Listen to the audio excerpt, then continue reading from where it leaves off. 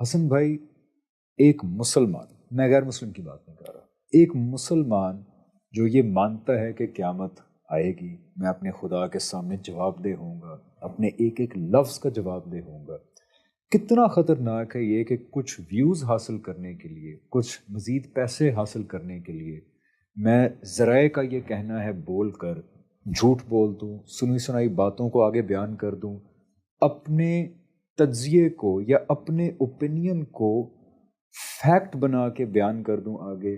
یہ کتنی خطرناک بات ہے ایک ایسے انسان کے لیے جو یہ دعویٰ کرتا ہے کہ میں مسلمان ہوں اور بلیو کرتا ہوں کہ ایک دن میں اپنے خدا کے سامنے جواب دہ ہوں گا اپنی اس زندگی کے لیے۔ حسن بھائی، دیکھیے، اللہ تعالیٰ نے اپنی کتاب میں وہ 5 جرائم جن کے بارے میں یہ بتایا ہے کہ ان جرائم کا مرتکب شخص اللہ کی راہ میں کبھی سرخرو نہیں ہو سکتا، اس میں سے ایک جرم یہ بتایا ہے کہ کسی کی جان، مال، آبرو کے خلاف اقدام کرنا۔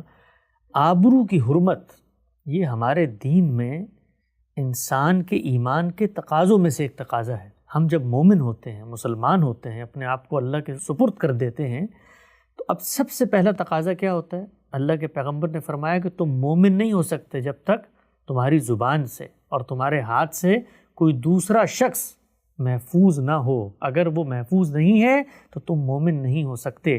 یہ ہمارے ایمان کی بنیاد ہے۔ اس کی وجہ کیا ہے؟ اس کی وجہ یہ ہے کہ ہمارے دین کی بنیاد ہے اخلاقیات پہ۔ اخلاقیات کسے کہتے ہیں؟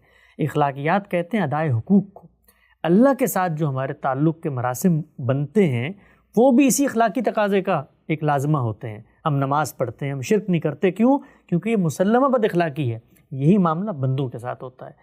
تو اسلام کی اولین ضرورت کیا ہے اگر آپ مسلمان ہیں؟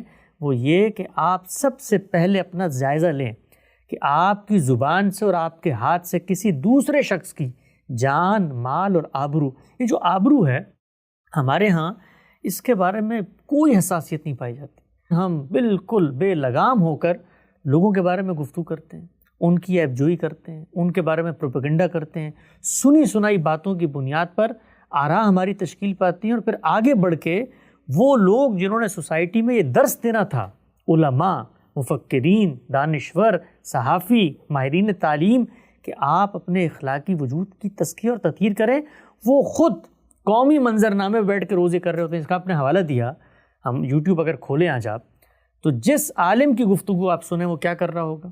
وہ دوسرے پہ تنقید کر رہا ہوگا۔